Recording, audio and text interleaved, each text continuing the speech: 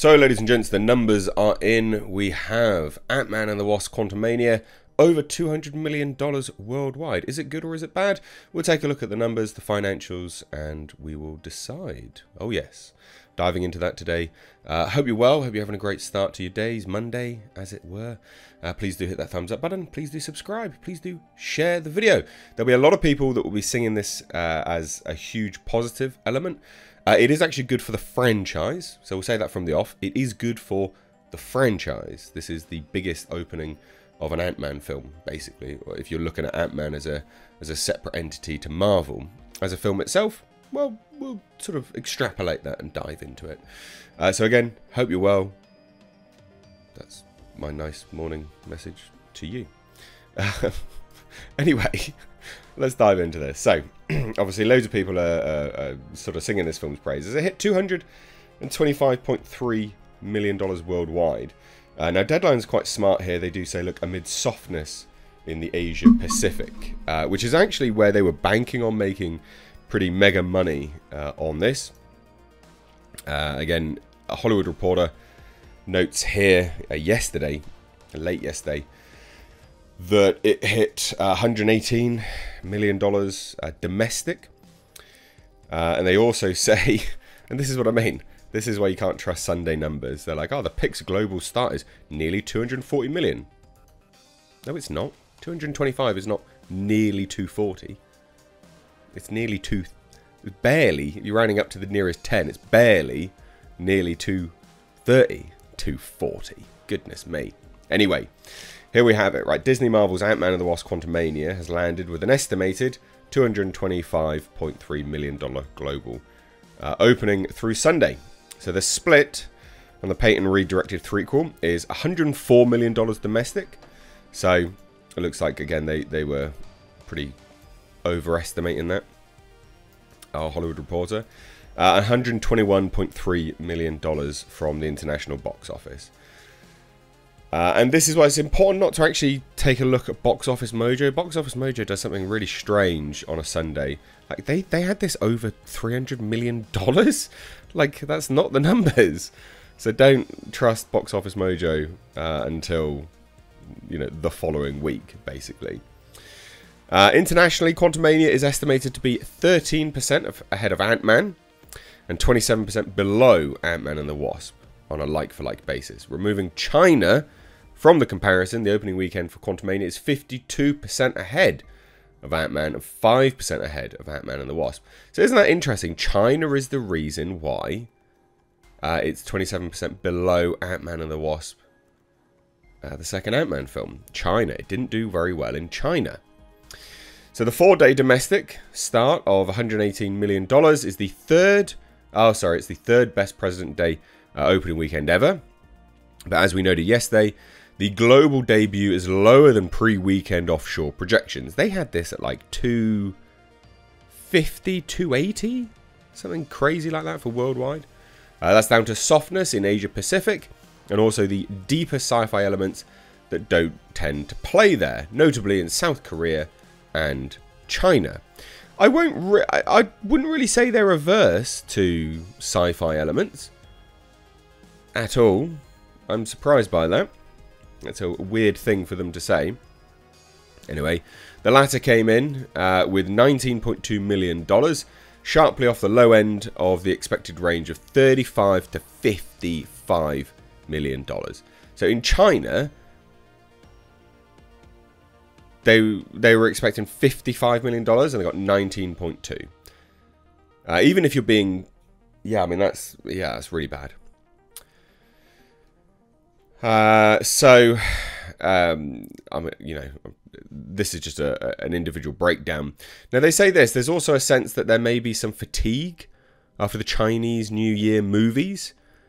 While we know that sci-fi of the Star Wars ilk is a hard sell in the market.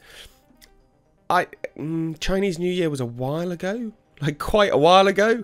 I don't think that's the case either. I think it's just people aren't that interested in this movie in that area. It's too early to tell what this may mean for Marvel movies in China, where they had been unofficially banned since 2019. Having quite a big gap, 4 years gap, between that, you know, between it being unofficially banned and they're debuting back again in China. I think maybe Chinese people have just moved on. They're just a bit bored of that stuff now.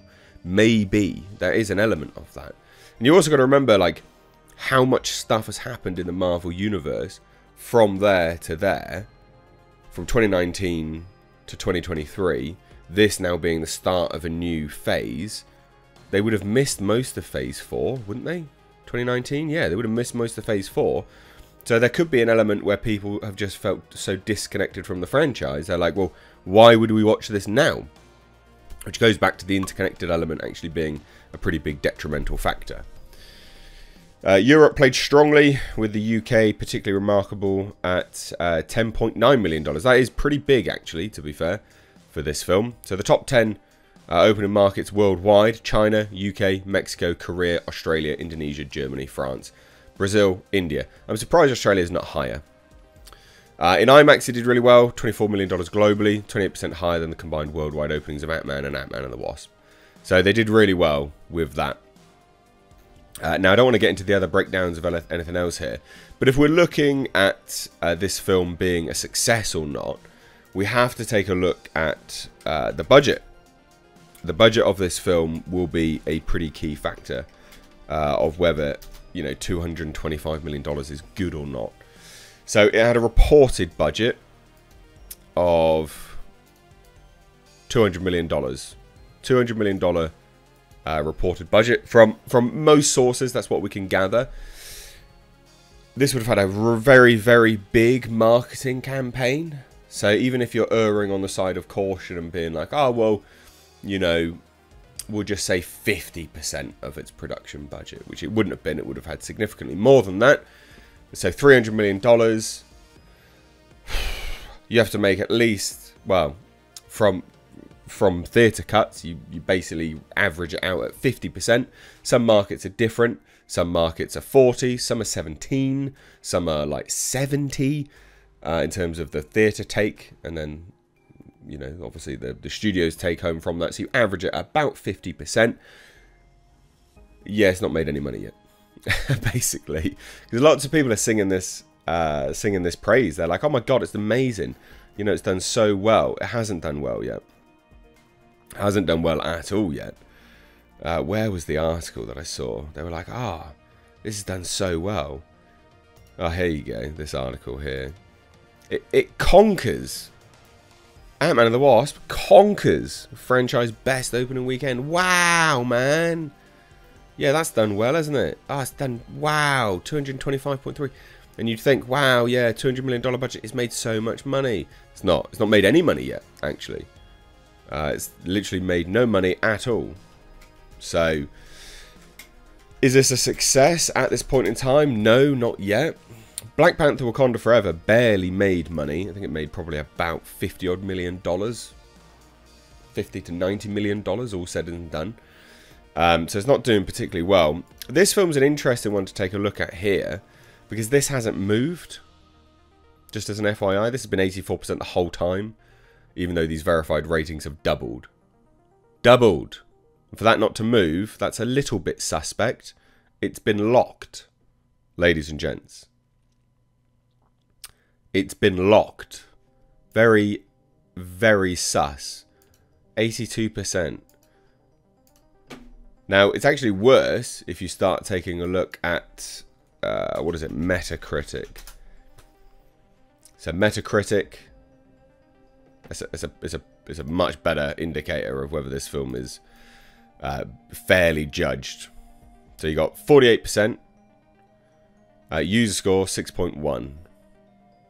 I'd say that this is a better way to rate it. 48, 6.1. I'd say that's probably about right, because when you look at the Rotten Tomatoes, you know, it's about the same, 47, 48. And then, but they've like 84% audience? No, I disagree. So this is not a huge success at this point in time. It's not doing well. And the thing is, there are movies coming out in the next few weeks that will really hinder this film's success rate. One of them, which I think is going to be a sleeper hit, is Cocaine Bear. Love the look of that film. That's out this Friday. And I genuinely think people will go and watch that in their droves. I think that will... I don't think it's going to, you know, be I mean, it'll be a success because they spent so little money on it. But is it going to absolutely obliterate the box office? Probably not. But will it hinder Ant-Man and the Wasp? Yeah, massively. Hugely, in fact. So it's interesting. But there you have it. There's the report. $225.3 million. When everything's broken down, again, even being courteous and quite, you know, conservative, nice with the figures on marketing. It's not done great yet. $300 million all in. So it's not done that. It's got to make a significant amount of money to break even. Just on a conservative estimate. And if you're going with the realistic average, which most people double the production budget, so $400 million, $800 million to break even, $1 billion to start making like actual sizable profits. It's not great. It's not great at all. But let me know what you guys think down below. Love to hear any and all of your thoughts. It'll be interesting to see what the response is to this from Disney's side of things, because they're talking about streamlining and being more conscious about budgets. Maybe this was a step too far for them. Cheers, guys. Take care.